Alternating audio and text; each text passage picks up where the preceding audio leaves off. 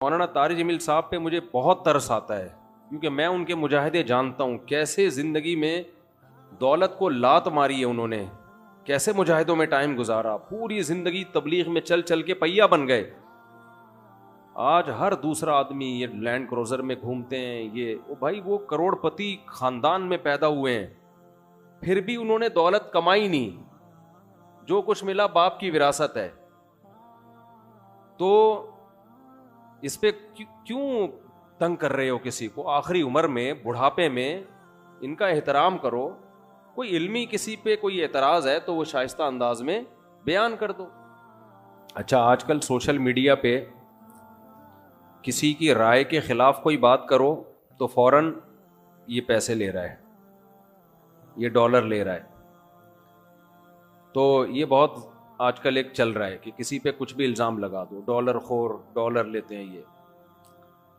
तो गवर्नमेंट पे किसी पे कोई इल्ज़ाम लगाने पर पाबंदी नहीं है, आप लगा दें पाबंदी। जे इलैहिम फलना, डॉलर इतना अमेरिका भी फालतू नहीं बैठा हुआ, या हुकूमत भी कि वो फ्री फोकट के डॉलर बांटती रहे बैठ के। जब भी कोई किसी कोई दलील से बात करे ना, उसका जवाब दलील से दिया करो, प्रोपेगंडे का शिकार मत हो। सारे उलमाई डॉलर खो रहे हैं, सारे मौलाना ही सरकारी मौलाना है, मुफ्ती तकी साहब भी, मुफ्ती अब्दुल रहीम साहब भी, फलां भी, फलां भी, फलां भी। बस ये 2-4 लोग आए हैं दुनिया में जो कमेंट्स कर रहे हैं, ये हैं नेक। इंसान एकदम नहीं बिगड़ जाता, ये जहन में रखो। जो बिगड़े हुए होते हैं वो शुरू से ही बिगड़े हुए होते हैं। नजाशी ने, जाफ़र तैयार ने, जब हिरकल, हजरत अबू सुफियान ने हिरकल के सामने कहा कि हम पैगंबर पर ईमान लाए हैं, तो हिरकल ने क्या कहा था? क्या उन्होंने जिंदगी में कभी झूठ बोला है? तो हजरत जाफर तैयार ने कहा नहीं। तो बादशाह ने कहा ये नहीं हो सकता कि किसी ने जिंदगी भर झूठ ना बोला हो और बोलने पर आया तो इतना बड़ा झूठ बोल दिया। तो ये जितने भी उलमा हैं, ये जिंदगियां इनकी माजी उठा के देखो, किस कदर मुजाहिदों में इन्होंने टाइम गुजारा। आप इनकी मौजूदा हालत को देख रहे हो।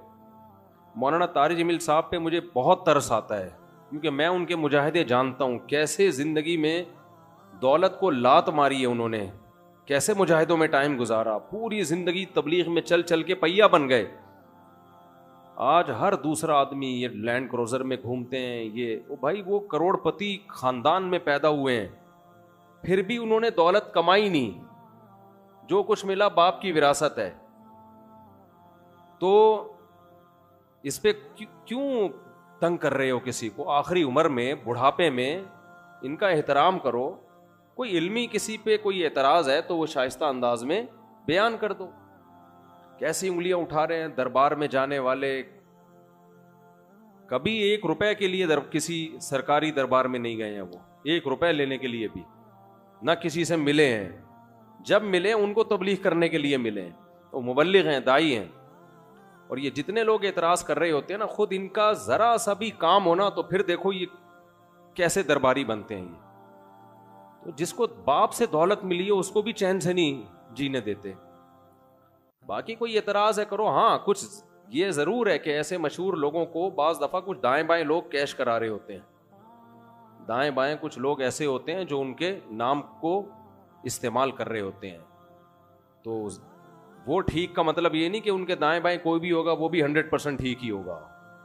बहुत हमने भी अपने साथ देखा है। हम तो इतने बड़े आदमी हैं नहीं, लेकिन हमारे नाम के मंजन लोग बेच रहे होते हैं। हमारे नाम पे क्या क्या 2 नंबरियां हो रही होती हैं।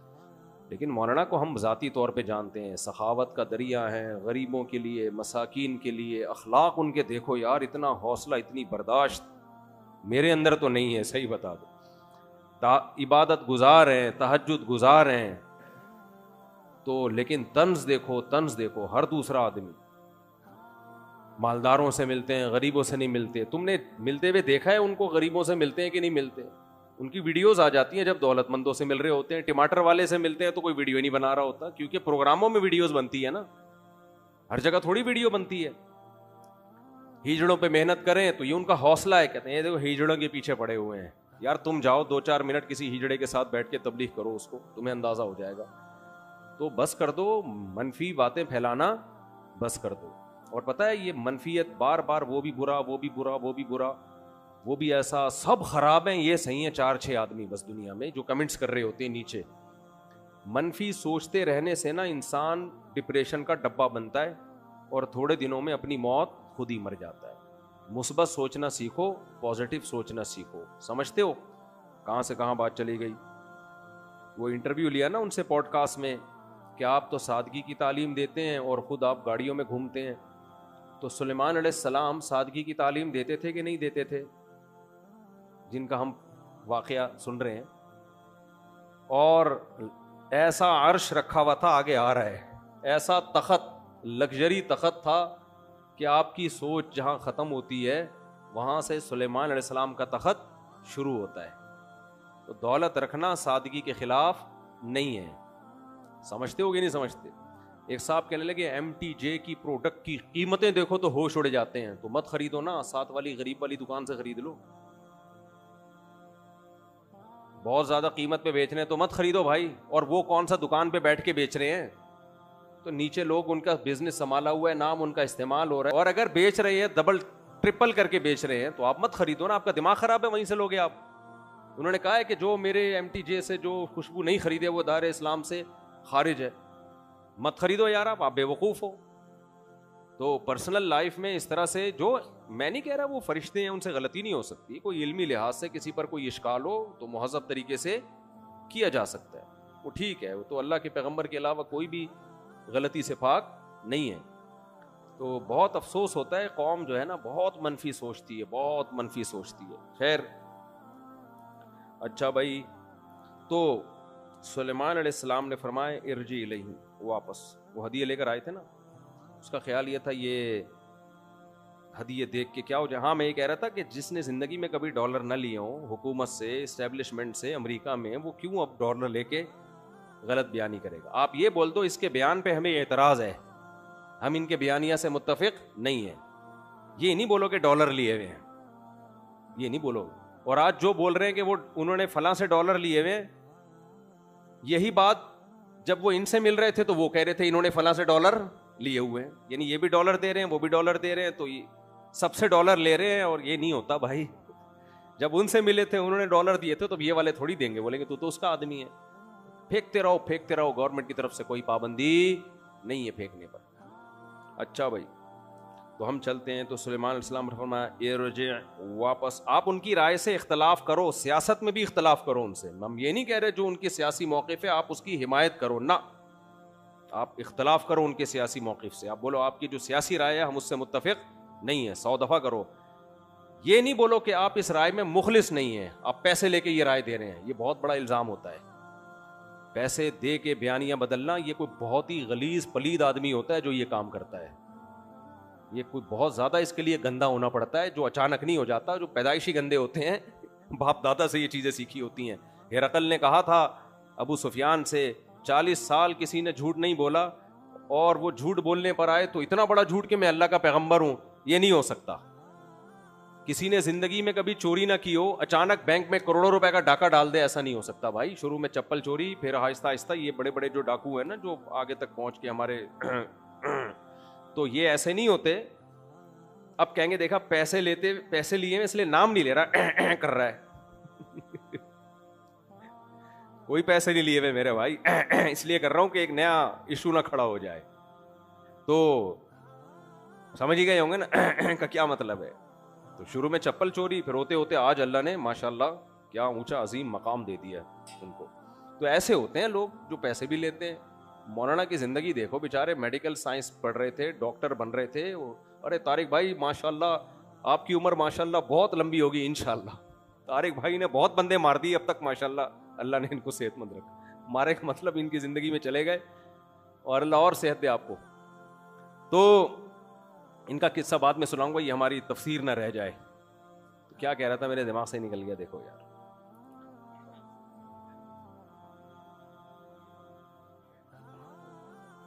हाँ, मौलाना डॉक्टर बन रहे थे, वहां से तबलीग में आए, और फिर जो उन्होंने वहां तबलीग में मुजाहिदे किए हैं, वो जाओ उनके बड़ों से पूछो और खुद उनसे पूछो जाके।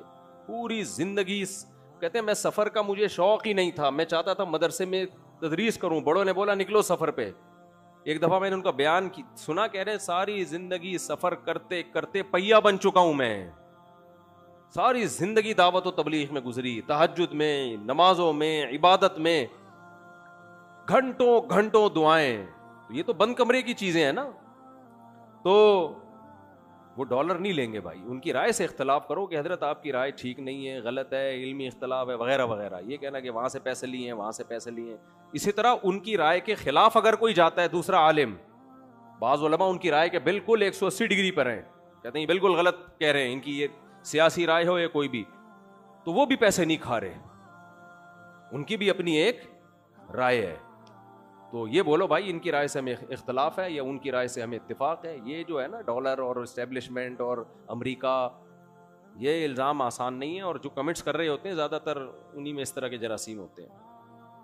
क्यों लेंगे भाई, हमने लेने होते तो हम उस वक्त ले लेते जब हमें बहुत शदीद ज़रूरत थी। लोग कहते हैं उस वक्त आप मशहूर नहीं थे, हम बहुत पहले से मशहूर हैं, कभी खुशबू लगा के आओ हम बताएंगे।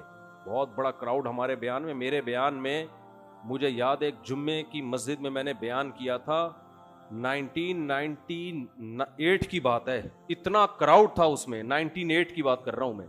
सोशल मीडिया के आने से पहले भी हमारे बयान में काफ़ी क्राउड हुआ करता था।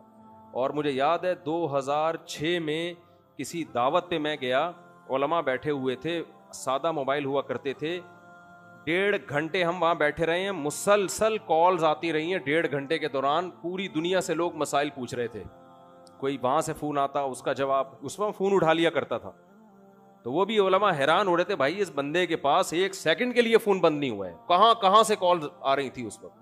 ये तो अब मीडिया का दौर तो अब आया है, नेट पे हम बाद में गए, तो हमने उस वक्त किसी से पैसे नहीं लिए, अब क्यों हम पैसे लेंगे। और उस वक्त तो हम गरीब गुरबा किस्म के आदमी थे वो तो, और उस वक्त भी हालात बहुत कुछ गए आगे, ऐसे ख़राब हालात हुए हैं कि उसमें भी उल्टा सीधा बयान दिया जा सकता था अमेरिका को खुश करने के लिए, इस्टेब्लिशमेंट को खुश करने के लिए।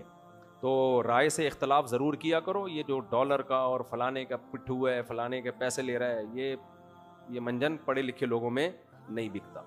अच्छा मेरे भाई, अभी हमारे किसी जानने वाले का एक्सीडेंट हो गया सिविल हॉस्पिटल में, मुझे फ़ोन कर रहे हैं 2 दिन से कोई सिविल में जानने वाला हो। मैंने कहा कोई जानने वाला सिविल में नहीं। फिर कहने जेना में बता दो, मैंने कहा नहीं है, हमारे अपने करीबी रिश्तेदार हैं। कह रहे हैं यार आप तो ऐसे ही इतने मशहूर हो। मैंने कहा भाई हमारे पास तो किसी का नंबर नहीं है, कोई जानने वाला नहीं। बेचारे फिर 7-8 लाख रुपए प्राइवेट हॉस्पिटल में खर्चा हुआ, टांग अभी उनकी जुड़ी है, अयादत तक के लिए नहीं जा सका 2-3 दिन में, इतनी मसरूफियत है।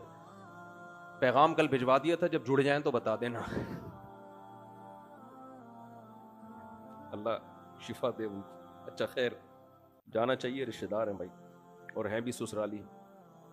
आजकल बहुत ज़्यादा फ़ज़ाइल अमाल में करामतें और फलाने ने करामतें, और हालांकि ये करामतों का बाब तो इतना वसी है, हदीस की किताबों में करामतें, अल्लामा इब्ने तैमिया रहमहुल्लाह ताला ने तो इतनी ताबीन तबा ताबीन की करामतें जिक्र किया, आप हैरान हो जाओगे। इब्ने क़य्यिम और इब्ने तैमिया ने, तो ये सारे गलत थोड़ी थे, झूठे थोड़ी थे। कोई कब्र में नमाज पढ़ रहा है मरने के बाद, कोई किसी का गधा जिंदा हो रहा है, अहलुल्लाह के वाक़े, सब मुहद्दिसीन वाक़यात लिख रहे हैं। तो ये सिर्फ फ़ज़ाइल अमाल में नहीं है, किताबें भरी हुई हैं ऐसे वाक़यात से, लेकिन जिन लोगों का बेचारों का मुताला ही नहीं है, क्योंकि अरबी आती नहीं है, ये ज़्यादातर वाक़यात अरबी किताबों में और हदीस यानी मुहद्दिसीन जिक्र करते हैं ये वाक़यात। तो ये सिलसिला आदम अलैहिस्सलाम के ज़माने से चला आ रहा है, मोजज़ों का भी और करामतों का भी। तो मोजज़े और करामत में क्या फ़र्क है? मोजज़ा पैगंबर के हाथ पे, करता कौन है? अल्लाह। करामत भी अल्लाह ही, लेकिन हाथ किसका होता है? वली का, पैगंबर का नहीं होता। एक अकीदा ये समझ लो। दोनों ऐसे काम होते हैं जिसकी कोई साइंटिफिकली लॉजिक बनती नहीं है। अल्लाह करता है तो अल्लाह तो सब कुछ कर सकता है, आग में जिंदा भी रख सकता है। ये इब्राहिम अलैहिस्सलाम का आग में जिंदा रहना सिर्फ उनसे साबित नहीं है, बाज औलिया से भी साबित है कि आग में जिंदा रहे वो। मुझे मौका मिला ना तो इस पे मैं क्लिप इंशाल्लाह रेफरेंसेस के साथ रिकॉर्ड करवाऊंगा। ये तो बहुत वाकयात हैं इस तरह के। तो करामत और मोजज़े में दोनों किसकी तरफ से हैं? अल्लाह। लेकिन एक फर्क है, मोजज़े का यकीन करना जरूरी है, जो इनकार करेगा काफिर। अगर उस मोजज़े का जिक्र कुरान ने किया है, समझ रहे हैं? इसी तरह वो करामत जिसका जिक्र कुरान ने किया है उसका इंकार करने से भी क्या हो जाएगा? काफिर, क्योंकि सबूत उसका मुस्तनद है। अब कुरान ने नबियों के मोजज़े का भी जिक्र किया और वलियों की करामतों का भी कुरान ने ही जिक्र किया। मिसाल के तौर पर ये जो वाक़या है, सुलेमान अलैहिस्सलाम ने कहा कि अय्युकुम यातीनी बिअर्शिहा क़ब्ला अन यातूनी मुस्लिमीन, कि कौन है उसका अर्श तख्त उठा के ले आए उसके यहां पहुंचने से पहले। ये सुलेमान अलैहिस्सलाम खुद नहीं कर रहे, अपने किसी उम्मती के जिम्मे लगा रहे हैं, उम्मती के जिम्मे लगा रहे हैं। तो कुरान कहता है क़ाला इफ़रीतुम मिनल जिन, एक जिन ने कहा अना आतीका बिही क़ब्ला अन तक़ूम मिन मक़ामिक। भाई वहां उसका यहां तक पहुंचना तो दूर की बात, हजरत आप मजलिस बर्खास्त होगी उससे पहले मैं ले आऊंगा यहाँ पे। कुरान कहते हैं क़ाल अल्लज़ी इंदहु इल्मुम मिनल किताब। हम कह सकते हैं भाई जिन था ना, वो जिन तो उड़ के जाएगा, उठा के ले आएगा, ये तो करामत तो ना हुई। तो एक बुजुर्ग ने कहा जिनको अल्लाह ने किताब का इल्म यानी ज़बूर का इल्म दिया था, उन्होंने कहा अना आती का बिही क़ब्ला अन यरतद्दा इलैका तरफुक, मैं आपके पास लेकर आऊंगा आपकी पलक झपकने से पहले। ये कहा और तख़त हाजिर। ये क्या थी भाई? ये सुलेमान अलैहिस्सलाम का मोजज़ा था और उस वली की करामत। ये सुलेमान अलैहिस्सलाम का मोजज़ा क्यों था? वजह उलमा ने